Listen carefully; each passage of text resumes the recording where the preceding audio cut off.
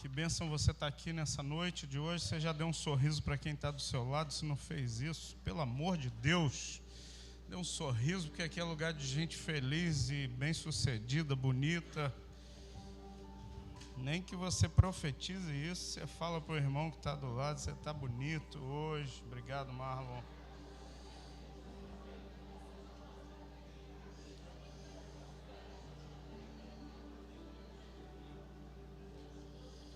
Fique em pé, por favor, meu irmão. Queria orar, agradecendo a Deus por a gente estar na casa de Deus hoje. É um privilégio que a gente tem de estar na casa de Deus. Você está iniciando sua semana da melhor maneira, na casa do Pai. Eu louvo a Deus por você estar aqui hoje.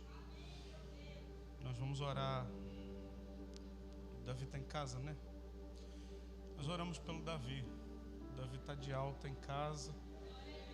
Hoje a gente não vai orar pedindo que Deus o cure. Hoje a gente vai orar dizendo obrigado, Senhor.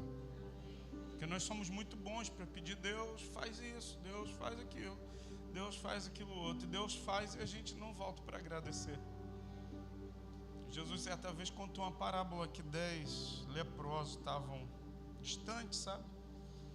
E aí Jesus passando bem longe, eles começaram a gritar: "Oh, Jesus!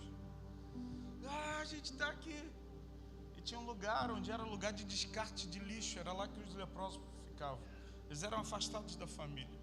Jesus, de onde está, libera uma palavra. Fala assim: vai lá se mostrar para o sacerdote. Porque existia um ritual. Toda pessoa curada de lepra, ela tinha que ir até o sacerdote. O sacerdote fazia um exame minucioso. Ele passava por um banho cerimonial e ali ele era inserido de volta à sociedade. Jesus, ele não fala assim: você está curado. Jesus não fala assim: ó, recebe a cura. Não, Jesus fala assim: vai lá se mostrar para o sacerdote. Os 10 vão caminhando. Enquanto eles vão caminhando, o milagre vai acontecendo. Eu quero dizer para você: enquanto você está caminhando, o milagre está acontecendo. Você veio caminhando para cá, o milagre está acontecendo. Você veio de carro, veio andando, veio de bicicleta. Não sei como você chegou aqui, mas eu quero dizer que enquanto você caminha com Jesus, o milagre acontece.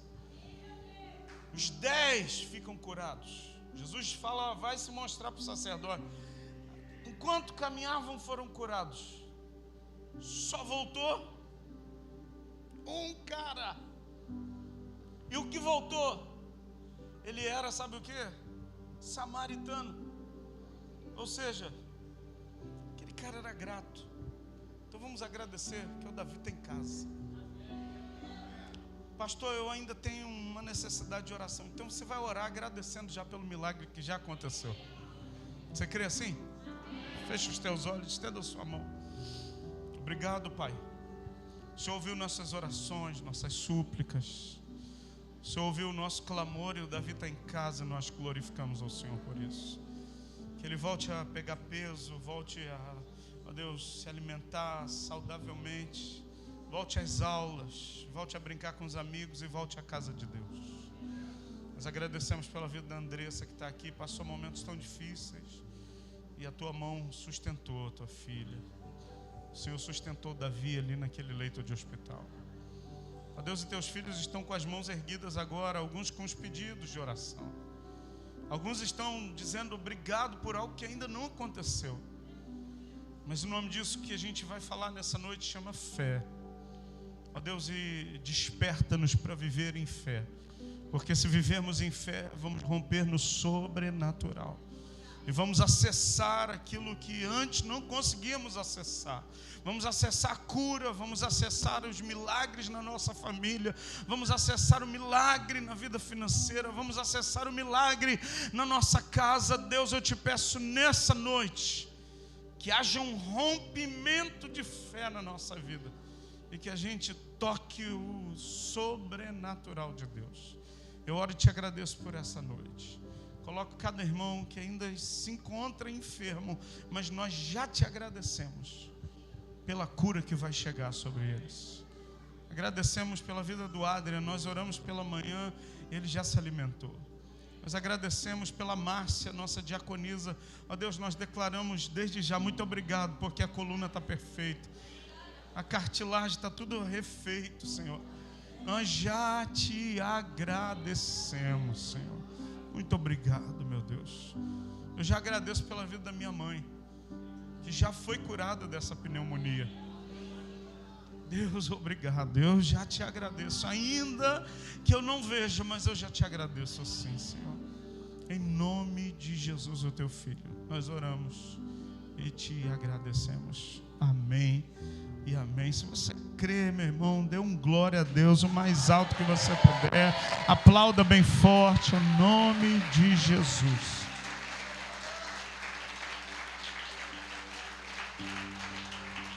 Tome o seu lugar, por favor.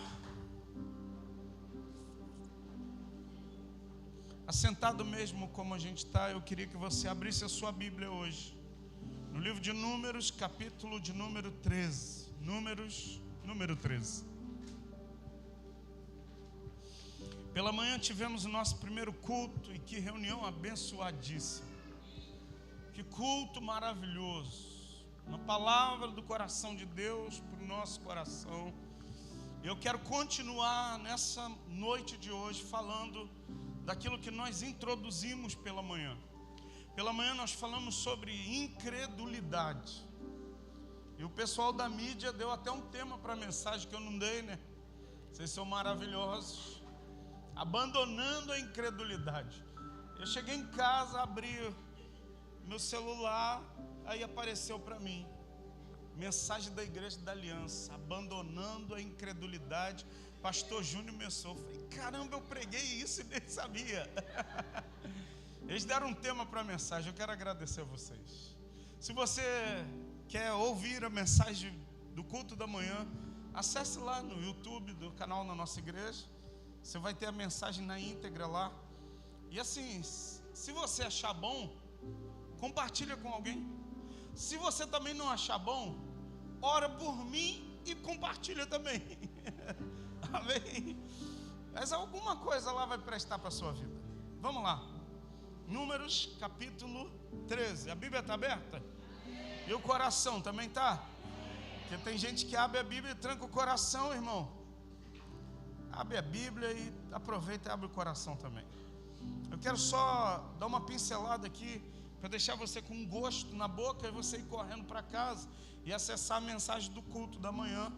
Só você colocar lá, abandonando a incredulidade, o pastor Júnior Messou, vai aparecer a mensagem do culto pela manhã. Mas pela manhã eu falei que Jesus, ele fica admirado ou espantado, melhor a palavra é espantado. Jesus se espanta no Novo Testamento só com duas coisas. A primeira coisa que espanta Jesus é um homem e um centurião. Centurião porque ele cuidava de 100 homens. Ele era um oficial romano, e como oficial romano eles separavam as guardas de 100 homens, e ele era chamado de centurião. Era um homem que tinha autoridade. Esse homem, certa vez, um dos seus homens estava doente, e ele manda um mensageiro até onde Jesus estava e diz assim: mestre meu, tem um dos meus homens que estão doentes, libera uma palavra para que ele seja curado. Jesus diz assim: não, eu vou na tua casa. Ele fala: não entra na minha casa, eu não sou um homem digno do Senhor entrar na minha casa. Só libera uma palavra de onde o Senhor está, porque se o Senhor liberar uma palavra, eu sei que o meu servo vai ser curado. Jesus fica espantado, porque ele diz: nem Israel eu vi tamanha fé. Porque o homem diz assim: eu sou homem que também exerço autoridade. Eu digo para um homem da minha tropa: vai para lá, para cá, e ele tem que obedecer. E o Senhor tem autoridade sobre a doença. Se eu falar a enfermidade sai do meu soldado, aí vai sair. Eu quero dizer para você, meu irmão, Jesus quer ver na minha vida e na sua vida, sabe o que? Fé. E você está numa reunião de fé, num culto de fé, num ajuntamento de fé, e você vai sair daqui para romper em fé. Você está iniciando a sua semana com uma palavra de fé que vai te impulsionar a viver o sobrenatural. Pastor, a primeira coisa que deixa Jesus espantado é aquela manifestação de fé do centurião. E a segunda coisa que deixa Jesus espantado é porque diz a Bíblia, Marcos capítulo 6, que Jesus sai do lugar onde ele estava e volta para a sua terra, um lugar chamado Nazaré. Jesus nasce em Belém, mas ele cresce e vai até os 30 anos numa cidade de Nazaré. Nazaré naquela época, segundo comentaristas bíblicos, tinha 500 habitantes. E Jesus vai naquela cidade onde ele tinha crescido. Já ouviu aquele termo? Nasci e cresci lá.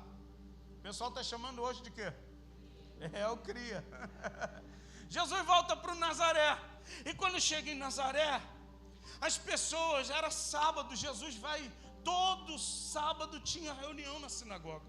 Jesus vai para a sinagoga, começa a ensinar, e quando ele começa a falar, a gente fica maravilhado. Escuta, Jesus hoje vai falar o seu coração e você vai sair daqui maravilhado. Você pode sacudir o irmão que está do seu lado e dizer assim: Jesus hoje vai falar, já está falando essa noite, e você vai sair daqui maravilhado. Escuta, Jesus começa a falar, as pessoas maravilhadas, admirados da sabedoria, e enquanto ele falava, algumas pessoas são curadas. Só que alguém diz assim, sabe o quê? Mas esse não é o filho do Zé e da Maria? Esse daí não é o carpinteiro? Escuta, as pessoas olhavam Jesus pelo que ele era antes, não conseguiam entender. E aí no finalzinho, no versículo 6, Marcos 6,6 diz que Jesus ficou admirado com a incredulidade daquele povo. E naquele lugar, Jesus operou poucos milagres. Escuta, Jesus não operou poucos milagres porque ele não estava na unção. Não, ele não operou muitos milagres porque aquele povo rejeitou ele ali. E eu quero dizer que a sua incredulidade pode rejeitar aquilo que Deus deseja fazer na sua vida. Então não rejeite o sobrenatural de Deus na sua vida. Você está compreendendo isso, sim ou não? Agora vamos para o texto bíblico, Números capítulo 13. Disse o Senhor a Moisés: envia homens que espiem a terra de Canaã, que hei de dar aos filhos de Israel. De cada tribo dos seus pais enviareis um homem, sendo cada qual o quê? Alô, você está aí? Oh, obrigado, uma voz vai para o céu. Sendo cada qual príncipe entre eles. Enviou-os Moisés do deserto de Parã, segundo o mandado do Senhor. Todos aqueles homens eram cabeça dos filhos de Israel. São estes os seus nomes: da tribo de Ruben, Samua, filho de Sacu; da tribo de Simeão, Safate, filho de Onri; da tribo de Judá, Caleb, filho de Jefoné; da tribo de Isacar, Gigeal, filho de José. Coloca o nome do seu filho assim, Gigeal. Pensa eu apresentando o menino, qual é o nome do menino? Gigeal. Continua o texto, diz assim, verso 8: da tribo de Efraim, Oséias, filho de Num, ou na verdade Josué; da tribo de Benjamim, Paute, filho de Rafu; da tribo de Zebulon, Gadiel, filho de Zodi; da tribo de José, pela tribo de Manassés, Gade, filho de Suzi; da tribo de Dan, Amiel, filho de Gemali; da tribo de Assé, Setur, filho de Micael; da tribo de Naftali, Nabi, filho de, não sei pronunciar, é isso aí, você é mais crente que eu; da tribo de Gade, Jeuel, filho de Maqui. Escuta, você já ouviu falar nesses nomes? A gente só ouve falar de dois nomes: Josué, Caleb. Nasce o menino, a doutora está fazendo a ultrassonografia, fala, é menino. Aí o pai já enche o peito, vai ser Caleb, aleluia, louvado seja Deus. O pai é muito crente, né? Fala, não, esse menino vai ser um conquistador. Vai ser menino, Josué. Agora ninguém põe o nome dos 10. Por quê? Porque quem anda na incredulidade, ninguém lembra o nome dele. Quem anda debaixo dessa regência, desse governo de incredulidade, ninguém lembra o nome. Mas todo mundo sempre lembra o nome de quem anda por fé. E eu quero profetizar que você vai sair daqui, você vai viver uma vida de fé. Você vai acessar o sobrenatural.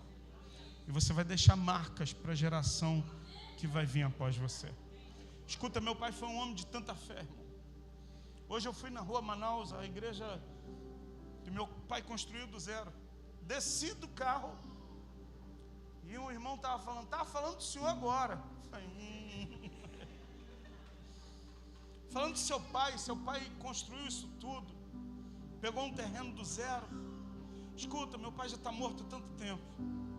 Meu pai já não exercia o ministério há tanto tempo, devido à idade. Morreu no ano de 2020, 4 anos já de morto. Mas escuta, as ações de fé dele ainda falam até hoje. Eu abri a porta do carro, eu estava falando do senhor agora, do seu pai. Eu falei, é verdade. Aquilo ali não tem só uma história do meu pai. A vida do meu pai foi construindo tudo isso aqui. Queria falar mais um pouco, mas Deus falou assim, agora se cala a boca, já falou o suficiente. Escuta, uma das vezes ele estava construindo o prédio da igreja. Ele não estava construindo a igreja, porque uma vez ele falou assim, olha, se eles querem o prédio, eu estou construindo dentro do coração das pessoas. E por isso que você está aqui hoje, porque meu pai não se preocupou com um prédio, ele construiu um prédio, mas a igreja que ele estava construindo está aqui hoje. A gente não tem um prédio próprio, que a gente possa dizer, esse aqui é nosso, mas escuta, ele construiu dentro do meu coração. Ele construiu dentro do coração da Márcia, ele construiu dentro do coração da Fátima, ele construiu dentro do coração da Cristiane. Ele olhou para mim, e não por eu ser filho, mas ele falou assim, meu filho, eu vejo em você as credenciais de um homem de Deus. Quando ninguém via, ele conseguia enxergar. Eu quero te dizer, sabe o que é isso? É uma vida de fé, e eu quero profetizar que você vai viver uma vida de fé, e vai experimentar do sobrenatural, meu irmão. Mas o prédio que ele estava construindo, depois de muitos anos eu fiquei sabendo dessa história. Os pedreiros estavam prontos para o trabalho. Ele saía de Nilópolis, onde ele morava. 6 horas da manhã ele ia na padaria, comprava 5 pães, comprava o jornal dele. A minha mãe preparava o café, ele comia um pão francês, tomava metade de um copo de café. Enquanto ele tomava o café e comia o pão, ele dava uma passada no olho no jornal. Alguém lembra do jornal? Jornal impresso. Deixa eu te dar um conselho. Faz um exame de sangue essa semana. Vê como é que está o colesterol, glicose. Vai lá. É um bom conselho. Assim, a idade está chegando para você. Os jovens, eu estou falando jornal, eles estão assim. Que isso? O que é isso, jornal? Antigamente, há muito tempo atrás, as notícias saíam, tinha uma banca que vendia um monte de papel, sabe, onde tinha várias notícias ali, e chamavam aquilo de jornal. Hoje está tudo na palma da mão, né? A fofoca está toda aqui. Mas vamos lá para a mensagem. Meu pai acabou de tomar o café, 7 horas da manhã ele estava na porta da igreja. Os pedreiros já estavam lá, pastor, a gente já está pronto aqui para trabalhar, mas cadê o material? Ele falou, vocês podem aguardar só um minuto, eu vou ali no meu gabinete. Ele entrou no gabinete, trancou, falou, Deus, os homens estão aí para trabalhar. Já não tem mais nada no caixa da igreja. Tudo que eu podia pedir fiado, material de construção do seu Zé. Ali na rua Manaus tinha um camarada que vendia material a prazo, o tal do seu Zé. Ele já tinha gasto todo o crédito dele no seu Zé. Ele falou, Deus, não tem mais de onde tirar, mas a obra é tua. Eu sou apenas um servo do Senhor. Acabou de orar, falou, vou lá embaixo falar com os meninos. Quando ele chegou, o cara estava descarregando um caminhão de terra, de areia. Falou, mas que areia e terra é essa? Pastor, o material chegou que o senhor pediu. Falou, mas como? Foi falar com o motorista do caminhão. Falou, não sei não, chefe. Mandaram entregar esse caminhão aqui, falou que já está pago. Eu passei aqui várias vezes, mas não vi o número do local, e por isso que demorou a chegar. Mas já está aí, ó, o pedreiro já vai começar a trabalhar. Aí ele entendeu, irmão, ele tinha acabado de orar. Ele, só um minutinho, meu pai era chorão, irmão. Igual o filho, eu choro por dentro hoje. Meu pai foi para o gabinete chorar, falar, Deus, obrigado. A obra de fato é tua. Eu sou apenas um servo na tua obra. Sabe o que é isso? É viver uma vida de fé. Mas o que bloqueia a gente para viver uma vida de fé é um negócio chamado incredulidade. Eu comecei a falar da incredulidade pela manhã e vou continuar falando nessa noite de hoje. Eu queria que você tivesse ouvidos atentos para ouvir aquilo que o Espírito Santo tem a falar ao teu coração. Escuta, Deus chama Moisés e diz assim, Moisés, separa 12 homens. um de cada tribo. Mas não é qualquer homem, você vai separar príncipe, cabeça, chefe, homem que responde pela tribo dele. Você vai separar 12 homens, eles vão espiar a terra que eu já dei para vocês. A terra que eu prometi lá atrás, Moisés, eu vou entregar para vocês. A única coisa que esses 12 homens têm que fazer é entrar e observar, entrar e espiar, entrar e olhar tudo. Se tivesse celular naquela época, o Moisés ia falar: Deus está mandando tirar foto de tudo e manda para o meu WhatsApp. Mas como não tinha, a ordem era: olha tudo, espia a terra e traga relatório.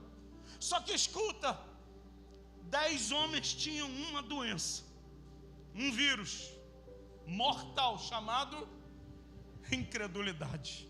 Olha para o teu vizinho e diz assim: hoje pela manhã teve vacinação, e agora à noite também. O pastor é o enfermeiro, técnico de enfermagem, está aplicando a injeção, está aplicando a vacina, e você vai sair daqui vacinado contra a incredulidade para viver o sobrenatural de Deus. Amém, querido? Eu acho que o pessoal da mídia vai colocar vacina contra a incredulidade, pastor Júnior Messor, porque eles inventam uns temas de mensagem. Eu falo, cara, eu não preguei isso. Na minha lista aqui de mensagem não tem, mas vai que o anjo colocou lá e está dando certo. É uma ideia aí. Vacina contra. Eu acho que vai até polemizar na internet. Mas vamos para a palavra que eu estou com vontade de pregar. Está com vontade de ouvir? Amém. Então vamos lá. O que essa palavra, incredulidade ou esse sentimento produz? A primeira coisa que produz na vida de alguém que vive em incredulidade é um senso de fraqueza. Já viu pessoas que são dominadas pela incredulidade? Elas acham que elas são as piores do mundo. Elas acham: eu não consigo, eu sou fraco, eu não posso, eu não. Escuta, a gente estava vindo para cá, para a igreja, e a minha esposa estava falando do nosso pastor, e a gente, quando fala do nosso pastor, a gente fala muito bem. Porque na época da pandemia, o meu pastor decidiu derrubar a igreja toda e construir uma nova, sem entrada, sem culto. E na cidade dele foi muito pior do que aqui no Rio de Janeiro. Lá eles retornaram aos cultos mais de 6 meses depois. A igreja ficou mais de 6 meses fechada, se reunindo pela internet. Teve alguns dias que ele fez um culto, a casa dele tem um espaço grande, ele fez um culto drive-thru. O pessoal chegava no carro, e aí eram poucos carros que podiam acessar o culto. E nesse turbilhão de coisas que a gente passou, ele decidiu: vamos derrubar a igreja toda, vamos construir uma igreja nova. E a minha esposa falou assim: meu pastor é um homem de fé, meu pastor é um homem corajoso. Eu quero dizer para você que a primeira coisa que a incredulidade faz, ela tira a nossa coragem de acessar coisas sobrenaturais que Deus quer fazer na nossa vida. Eu quero profetizar sobre a sua vida que tudo aquilo que estava roubando a fé de você, sabe, te fazendo se ver uma pessoa fraca, que hoje cai por terra em nome de Jesus, e você sai daqui para romper no sobrenatural em nome de Jesus. Olha o que diz o texto, versículo 31 do capítulo 13 de Números. Olha o que diz, vamos lá comigo, por favor. Verso 31 diz assim, a partir do verso 30: então Caleb fez calar o povo perante Moisés e disse: eia, subamos e apossuamos a terra, porque certamente prevaleceremos contra ela. Era a palavra de quem tinha fé, agora a palavra de quem andava na incredulidade. Porém, os homens que com ele tinham subido disseram: não poderemos subir contra aquele povo, porque é o quê? Porque é o quê? Mais forte do que nós. Mas desde criança eu aprendi na igreja: se Deus é por nós, quem será contra nós? Ontem eu, João e Yasmin, nós fomos ver o sítio do acampamento de jovens que a gente vai fazer na metade do ano. E aí eu brincando com o João, falei: não é, João, não é assim. Se Deus é por nós, é o João, quem será contra nós? Não era assim que terminava o culto, João? Ele era, pastor. Eu falei, tu era mais crente, hein, cara? Escuta, eu aprendi desde pequeno que se Deus é por nós, quem vai ser contra nós? Mas esses camaradas aqui, eles dizem assim, esse povo é mais forte do que nós. Quando você está dominado pela incredulidade, meu irmão, você só se enxerga, sabe o quê? O pobrezinho, coitado de marré desse, que não tem força para nada. Mas eu quero te dizer que eu e você não andamos na força do nosso braço. Eu e você andamos na força daquele que nos chamou e que nos confiou e vai entregar uma terra abençoada nas tuas mãos. Você crê nisso, querido? Versículo 31, porém os homens que com ele tinham subido, os 10, disseram, não poderemos subir contra aquele povo, porque é mais forte do que nós. Olha o que diz o verso 32, e diante dos filhos de Israel, infamaram a terra que havia espiado, dizendo, a terra pela qual passamos a espiar, é terra que faz o quê? Que devora os seus moradores, e todo o povo que vimos nela são homens de grande estatura.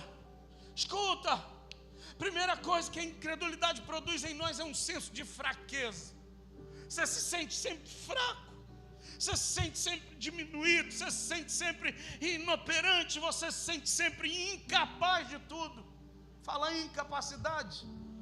Mês de março agora, primeira turma do ano de 2024 do curso Você é Capaz. Se você ainda não fez, faz. Porque tem uma pastora aí que ministra esse curso. Ela é linda, maravilhosa essa pastora. E Deus é muito bom comigo. Escuta, ela ensinou para a gente no curso um texto de Provérbios que diz, assim como você se vê, assim você é. Se você se vê um pobrezinho de marré desse, um fraquinho, coitadinho, assim você é. Agora, se você se enxerga, eu posso não ter força, mas quem me chamou me capacita, assim você é. Se você se vê, olha, eu não tenho força mesmo, mas eu tenho um Deus, que Ele me cobre com a destra da sua mão poderosa. Eu tenho um Deus que me fortalece. Eu tenho um Deus que no dia da minha angústia e da minha fraqueza, Ele me sustenta. Eu tenho um Deus, sabe, que pode 1000 cair ao meu lado, 10.000 à minha direita, mas eu não serei atingido. Se você entende que você tem esse Deus, eu quero te dizer, podem se levantar as lutas que forem, mas você vai permanecer inabalável em Deus. Eu posso ouvir um amém, meu irmão? Você está entendendo aí? Primeira coisa que a incredulidade produz é um senso de fraqueza. Segunda coisa é um complexo de inferioridade. Porque esses homens, eles dizem assim, nós somos fracos, a terra devora os seus moradores. Mais à frente eles vão dizer, sabe o quê? Aos nossos próprios olhos, os homens que moram lá, que são gigantes, eles olham para nós como se fosse gafanhoto. Escuta, tem gente, quando é dominado pela incredulidade, se vê um gafanhoto.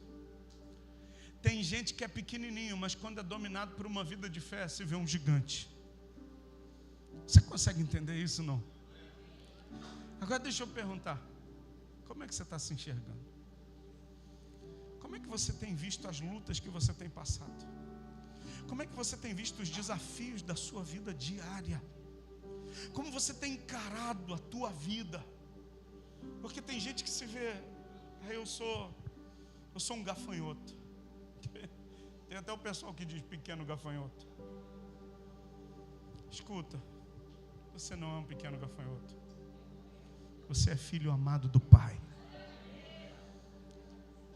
A Bíblia diz que eu e você somos filhos. A Bíblia diz que Ele nos chamou para a gente reinar em vida. Não, só quero falar para você daquilo que a Bíblia diz ao teu respeito. A Bíblia diz que Ele dá ordem aos anjos ao nosso respeito, que nos guarde e nos livre. Escuta, todas as vezes que eu pego a estrada para ir para Manhuaçu, ou para ir para algum lugar para me pregar, teve um dia que um medo estava me abatendo tão grande. Satanás querendo me oprimir, dizendo: você vai sair para pregar e você não volta para casa, eu vou te matar no caminho. E eu comecei a entrar naquela jogada do diabo, falando: cara, vai acontecer alguma coisa, vai acontecer alguma coisa. Aí eu me lembrei do que a Bíblia diz ao meu respeito. Ele diz que existem os anjos, e a Bíblia diz que Deus dá ordem aos seus anjos ao meu respeito, que me guarde e me livre. Eu fui em segurança, voltei em paz e encontrei a minha família bem guardada pelo Senhor. Abençoei pessoas e voltei para casa abençoado pelo Senhor. Sabe por quê? Porque tem gente que está paralisado pelo medo. Tem gente que não sai de casa. Tem gente que está debaixo de uma síndrome de pânico, de terror. Estava conversando com uma pessoa ontem. Falou: pastor, olha, eu fico tremendo todo, pastor. Eu fico conversando com duas pessoas. Pastor, eu não consigo sair na rua. Eu não consigo atravessar a rua sozinho. Eu não consigo fazer isso. Eu não consigo fazer aquilo. Escuta, a incredulidade tem dominado essa geração. Mas eu quero declarar que eu e você somos o antídoto de tudo isso, porque nós vamos manifestar uma vida de fé e vamos viver o sobrenatural de Deus. Eu posso ouvir um amém, seu querido? Terceira coisa que a incredulidade causa é baixa autoestima. Pastor, o que é isso? É você se ver sempre diminuído. Aos nossos próprios olhos nós éramos como gafanhotos. Quarto lugar, escuta. Em primeiro lugar, a incredulidade te gera senso de fraqueza e você começa a se sentir fraco. Segundo lugar, te dá complexo de inferioridade. Terceiro, baixa autoestima. Quarto e último lugar, te dá uma visão distorcida da realidade. Hoje pela manhã nós falamos que a incredulidade, ela apaga as luzes e não nos deixa enxergar aquilo que é óbvio. Escuta, quando eu olho para a minha vida, sabe o que eu vejo? Eu vejo Deus sustentando a minha vida na palma da sua mão. Quando eu olho para o meu casamento com a Cristiane, sabe o que eu vejo? Eu vejo Deus fazendo assim: eu sustentei vocês até aqui. Quando eu olho para minha filha Manu, que está lá na projeção, sabe o que eu vejo? Eu vejo a mão de Deus sendo bondoso e generoso comigo e com a pastora. Quando a Manu foi nascer, a gente tentou fazer filho durante 7 anos e nada. E quando a Cristiane ficou grávida, 3 meses ela teve descolamento da placenta. A doutora falou: você vai precisar ficar 1 mês deitada. Se for possível, usa a fralda, faz a necessidade na fralda, seu esposo te limpa. Você não pode pôr o pé no chão. Se você pôr o pé no chão, você vai perder o neném. Irmão, minha cabeça virou, ficou a mil, porque meu sonho era a gente gerar um filho, era ter uma descendência. E 3 meses depois de tanta alegria, parece que estava tudo indo embora em sangue. Falei: Cristiane, não levanta dessa cama. Ela falou: não, meu amor, para ir no banheiro eu vou. Eu não vou usar fralda, Deus está conosco. Escuta, no meio daquela dor toda, minha pressão lá em cima, 20/12. Tomava remédio, nada baixava. Eu ia dormir, não podia falar para ela. Ela deitada do meu lado, eu levantava, deitava, levantava e deitava, levantava e deitava. Ela falou: Júnior, o que foi? Eu falei: nada. Porque quando eu fechava os olhos, eu vi uma porção de bebê morto vindo na minha direção. Falava: eu estou ficando louco. Mas eu não podia falar com ela, e ela sempre foi minha companheira. A gente sempre dividiu tudo. Só que era um momento que eu não podia dividir essa dor com ela, porque ela já estava passando uma outra dor. Eu falei: eu vou pedir para um homem de Deus orar por mim. Um pastor muito amigo. Eu falei: pastor, eu estou passando por essa situação, o senhor pode vir aqui orar? Ele foi na nossa casa, era um sábado de tarde. Falei: Cristiane, não sai da cama não. Ela falou: não, nós vamos sair, eu vou sair da cama. É uma autoridade, é um homem de Deus. A gente precisa sempre receber um homem de Deus com honra. Ela saiu da cama. Quando o pastor entrou na minha casa, ele entrou com um sorriso daqui a aqui. Ele e a esposa, a pastora. Falei: ô pastor, que bom que o senhor veio. Casa onde a gente morava, ali na rua Baitaca, uma vila de casas ali, tinha uma amendoeira. Aquela amendoeira, na época ela fica pelada, as folhas começam a cair todas, e estava nessa época. O chão da vila ficava lotado de folha. E eu fui cumprimentar o pastor, ele falou assim: Juninho, ele me chama de Juninho.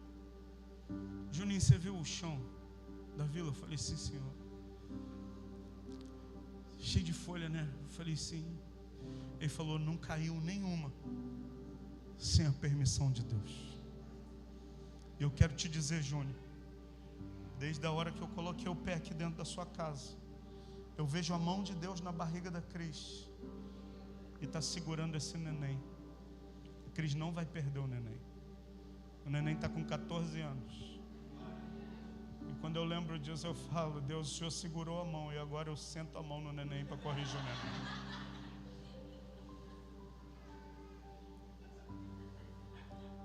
Né, neném?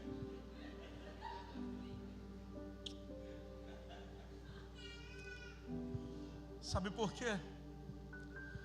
A incredulidade, ela distorce a nossa visão para que a gente não enxergue aquilo que Deus está fazendo.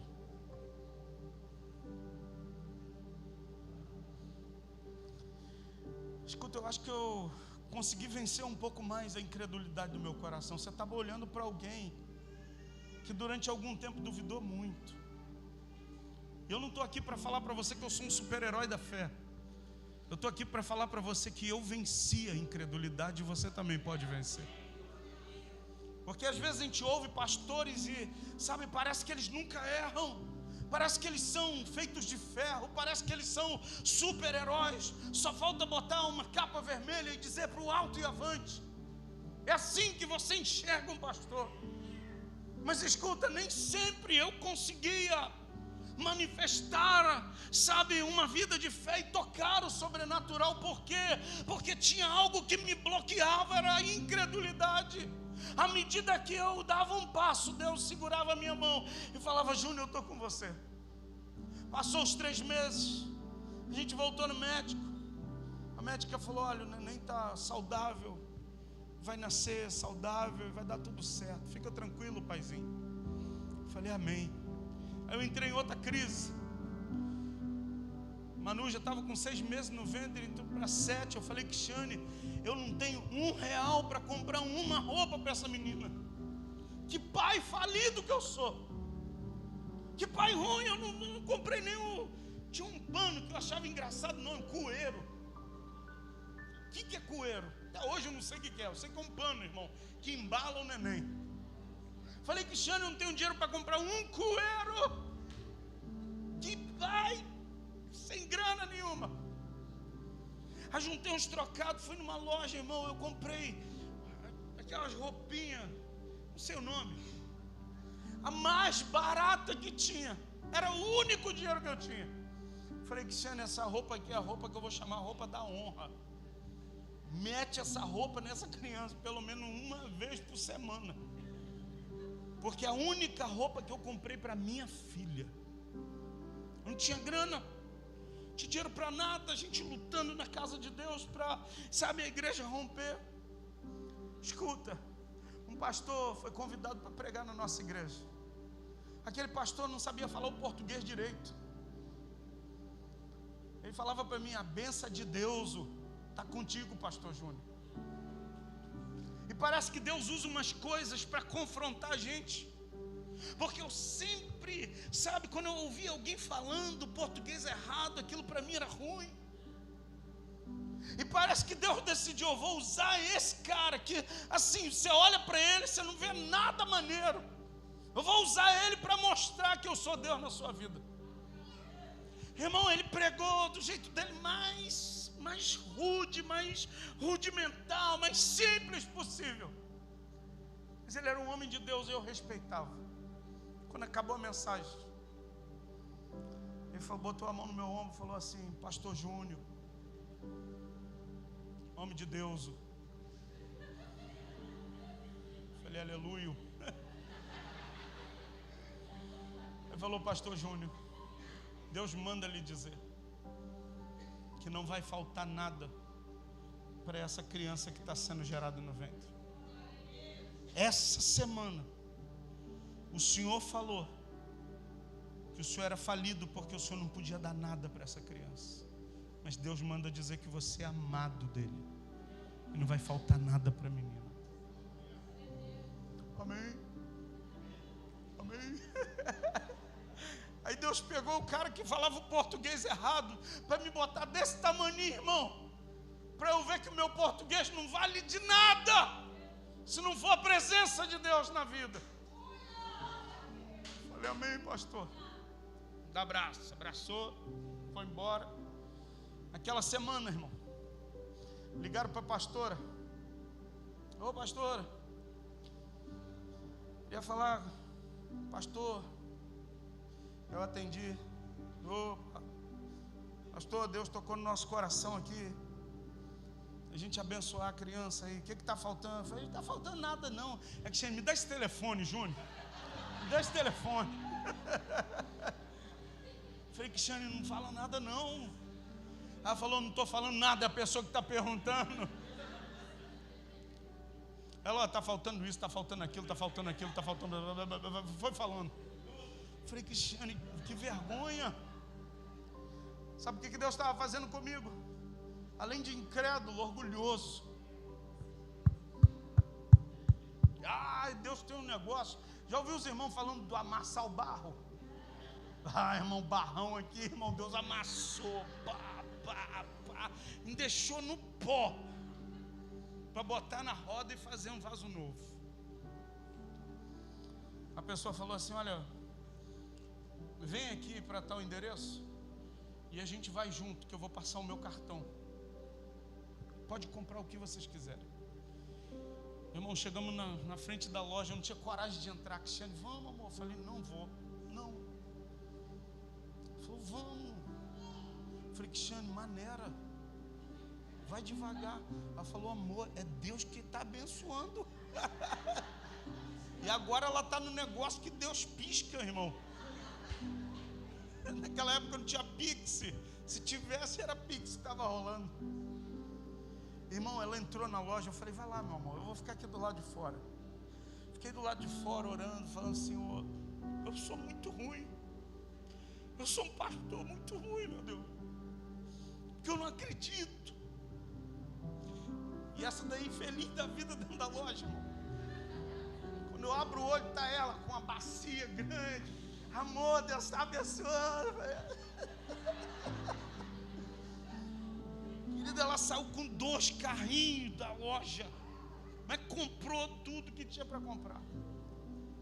A pessoa que abençoou, algumas semanas depois mandou mensagem, falou assim, olha, eu quero agradecer vocês. Eu falei, tá de brincadeira, porque aquilo que a gente fez por vocês, Deus deu multiplicadas vezes de tudo que a gente semeou na vida de vocês. Pastor, por que o senhor está falando isso? Porque a incredulidade impede a gente de viver o sobrenatural de Deus. E eu quero profetizar que, sabe, esse finalzinho de mês, Deus vai fazer algo sobrenatural. Deus vai fazer algo novo. Deus vai fazer algo que os teus olhos ainda não viram, os teus ouvidos ainda não ouviram, que não subiu no coração de homem nenhum. É o que Deus tem preparado para mim e para você. Sabe, eu e Cristiane, a gente tem sido surpreendido pela bondade, graça, misericórdia e favor de Deus. Pastor, porque vocês são muito... Não tem nada a ver com a gente. A única coisa que a gente precisa fazer é se posicionar em fé e parar. Deus, estou aqui, só esperando o Senhor fazer. Eu não tenho que produzir nada. Eu tenho que lutar contra um vírus: incredulidade. É isso que impede a gente de romper. Pastor, explica mais a incredulidade. Sim. Quando você começa a fazer conta, aí você fala assim, não, esse mês não vou tirar o dízimo não, porque se eu tirar o dízimo eu não vou pagar a Casa Bahia. Incredulidade. Que você não confia que o Deus que você serve, a Bíblia diz que Ele suprirá todas as minhas riquezas em glória. Ele vai suprir todas as coisas. A Bíblia diz que Ele levou na cruz as minhas dores, aflições, enfermidade. O castigo que me traz a paz estava sobre Ele. Ele já levou. O que eu preciso hoje é assumir a posição de dependência total e completa dEle. E eu só consigo assumir esse lugar quando eu caminho por fé. Caminhar por fé. Esses dias de carnaval, Deus encheu meu coração de que a gente vai chegar no final desse ano com um terceiro culto. Mas não é com essas cadeiras que ainda estão vazias. Não é com esse monte de espaço que Deus me mostrava. Pouco espaço para passar. Não sei onde vocês vão arrumar espaço para dançar, não vai ter. Não sei. Mas Deus me mostrava 9 da manhã, lotado de gente. 17, lotado de gente. 19, lotado de gente. 17, um time de músicos.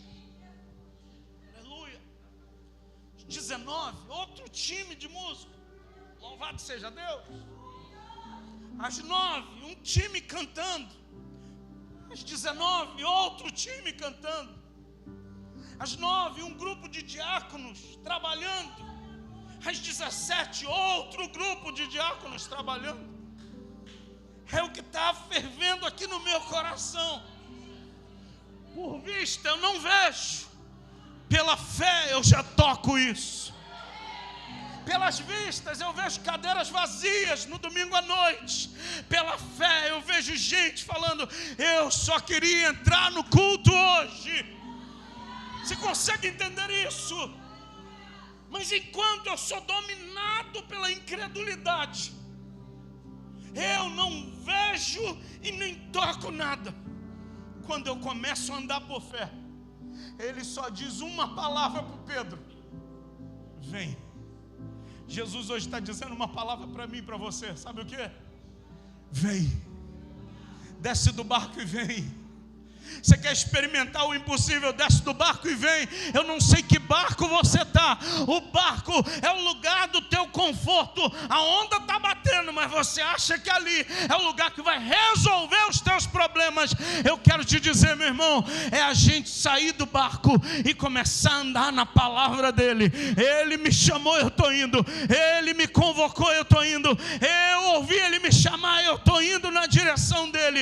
E eu quero te desafiar, você que quer viver isso, eu queria que tu ficasse em pé em nome de Jesus.